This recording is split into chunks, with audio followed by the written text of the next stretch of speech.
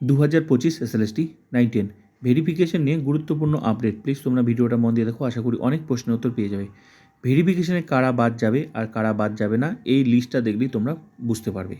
এটা হচ্ছে 11-12 ভেরিফিকেশন হওয়ার পর টোটাল 1327 জনকে বাদ দিয়েছিল। 1327 জন 11-12 বাদ দিয়েছে ক্যান্ডিডেটকে। তারা কিন্তু ইন্টারভিউ দিতে পারেনি। ইন্টারভিউ লিস্টে নাম ছিল, 1327 জনকে বাদ দিয়েছে ভেরিফিকেশন হওয়ার পর। তাহলে ভাবো, বড়সড় কারণ ছাড়া কাউকেই বাদ দেয়নি। ছোটো মোটো ভুলে কিন্তু কেউ বাতিল হয়নি।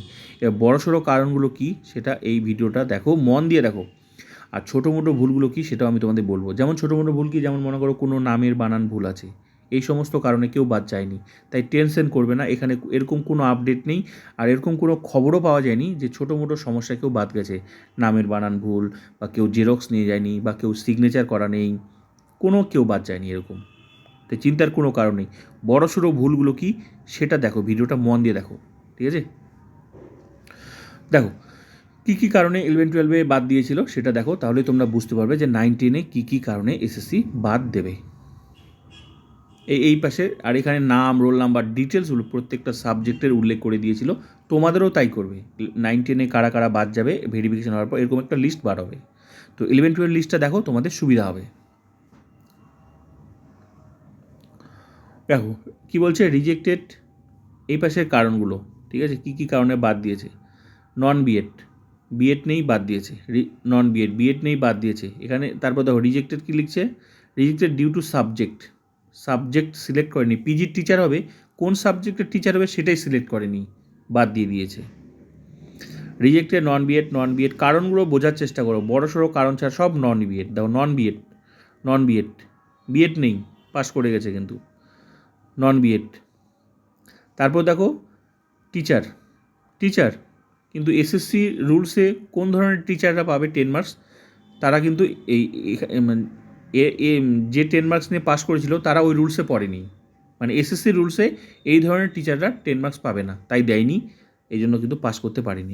এখানে আরেকটা বিষয়, যে 10 মার্কস মাইনাস হওয়ার ফলেও যদি এই কাট অফটা ক্লিয়ার করতে পারতো, থেকে যেত কিন্তু। এমন নয় যে 10 মার্কস বাদ গেল, 10 মার্কস ভুল হয়েছে ওই জন্য, বা ভুল হয়েছে মানে এই ধরনের ভুলে বাদ যেত না। 10 মার্কসটা শুধু মাইনাস হতো, মাইনাস হওয়ার ফলে যদি এই কাট অফটা ক্লিয়ার করতে পারতো টোটাল মার্কসটা, তাহলে কিন্তু হতো। দেখো এখানে তো টোটাল মার্কস দেখো, 10 মার্কস বাদ হওয়ার ফলে ওর মার্কস থেকে গেল 59, কিন্তু কাট অফ ক্লিয়ার করতে লাগতো 69।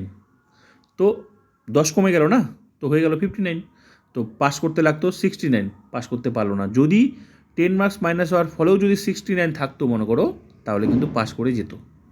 এইটা হচ্ছে মানে, তাহলে কিন্তু কোনো সমস্যা হতো না, ঠিক আছে? যেহেতু নাম্বার কমে গেল, নাম্বার কমে যাওয়ার পরে ভেরিফিকেশন করে দেখলো, তাহলে তো তাকে আর রাখবে না, ঠিক আছে?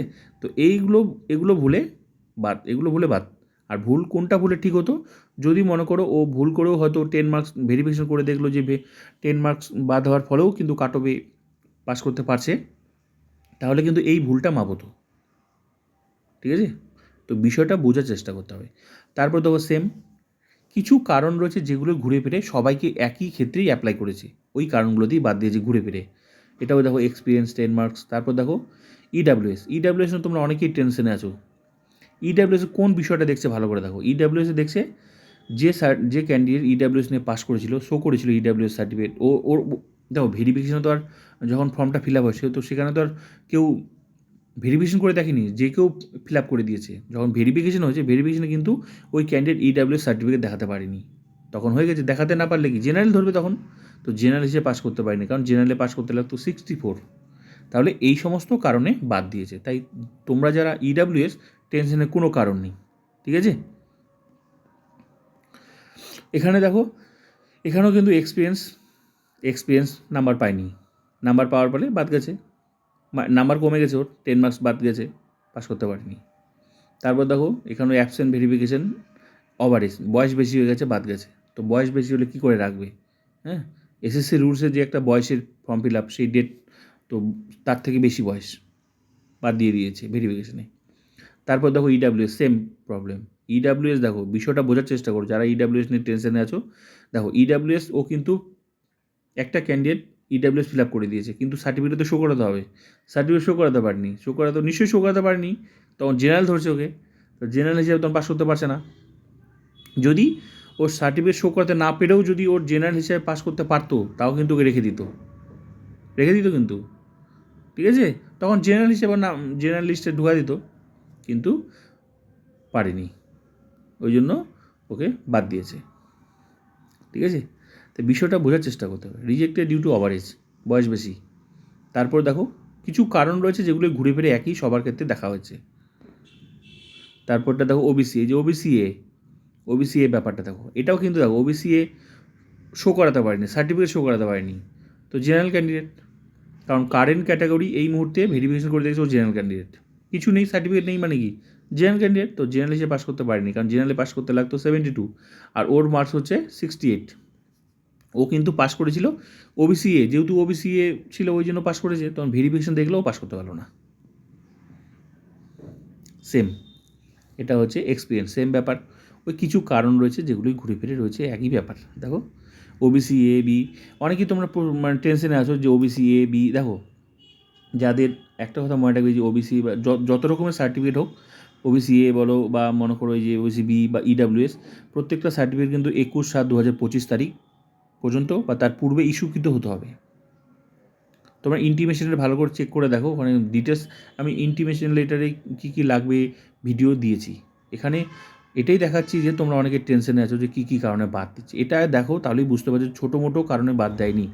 হ্যাঁ, তো যারা সার্টিফিকেট এই ওবিসি এ থেকে ওবিসি বি হয়েছো, ওবিসি বি থেকে ওবিসি এ হয়েছো, তোমাদের তো সার্টিফিকেট নতুন করে বানাচ্ছ না, তোমরা তো অলরেডি পুরোনোগুলোই মানে তোমাদের নতুন মানে ডিজিটাল করছো তোমরা বিষয়গুলো, ঠিক আছে?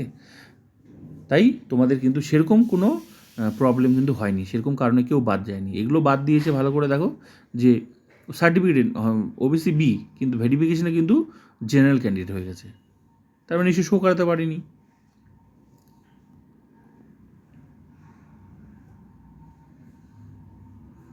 সেম সেম ওই কিছু কারণ বারবার ওই একই বিষয়গুলো দেখেছে, ভালো করে দেখো অ্যাবসেন্ট ভেরিফিকেশন, এক্সপিরিয়েন্স, পিএইচওএস সেম, দেখো পিএইচওএস দেখো সবাইকে একই, যত সার্টিফিকেট ক্যাটাগরির আছে, যত ক্যাটাগরি পিএইচ বলো, ওএস বলো, ইডাব্লিউএস বলো, বা এই যে OBC A OBC B, same দেখো ওরা ভেরিফিকেশন করে দেখেছে ওরা জেনারেল ক্যান্ডিডেট,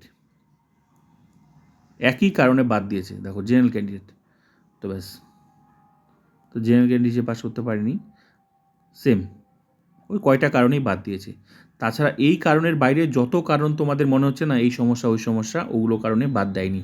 তাই তোমাদের চিন্তার কোনো কারণেই, এই লিস্টটা তোমাদের দেখার খুব দরকার যারা টেনশনে রয়েছো যে ছোটো মোটো সমস্যা, আমার এটা সমস্যা, আমার ওটা সমস্যা। এখানে দেখো তোমার ওই ধরনের সমস্যা এখানে কাউকেই বাদ দেয়নি, 11-12 কাউকেই বাদ দেয়নি। ওই ঘুরে ফিরে যে কটা কারণ দেখালাম, ইডাব্লিউএস, রিজেক্টেড, সাবজেক্ট সিলেক্ট করেনি, অ্যাবসেন্ট ভেরিফিকেশান, পিএইচ, ওই একই জেনারেল ক্যান্ডিডেট, মানে ক্যাটাগরি চেঞ্জ হয়ে গেছে, এই কয়টাই প্রবলেম, ঠিক আছে?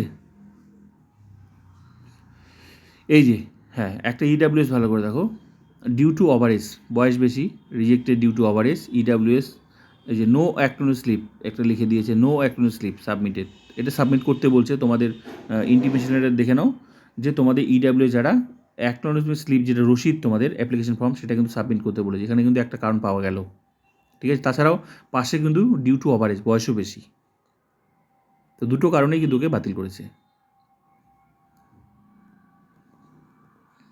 তো এই সময় যে রিজেক্টেড, এই 2000 টেন্টেড ক্যান্ডিডেট, 16 টেন্টেড ক্যান্ডিডেট, তারপরে অ্যাবসেন্ট ভেরিফিকেশন, পিএস, সব ক্যাটাগরি চেঞ্জের ফলে বাতিল করেছে। ক্যাটাগরি চেঞ্জ হলেও বাতিল করতো না যদি সেই ক্যান্ডিডেট যদি ওই ক্যাটাগরিতে পাস মার্ক থাকতো, রেখে দিত কিন্তু, ঠিক আছে? তো ক্যাটাগরি চেঞ্জের ফলে কিন্তু কোয়ালিফাই করতে পারছে না, এই জন্যই বাদ গেছে। তো এই কারণগুলো কিন্তু ঘুরে ফিরে একই কারণ, তাই টেনশনের কোনো কারণে যারা ছোটো মোটো বিভিন্ন রকম সমস্যায় আছো, জেরক্স নেই, নামের বানান ভুল, আশা করি তোমরা কিন্তু বাদ যাবে না, আর এরকম কোনো আপডেট নেই।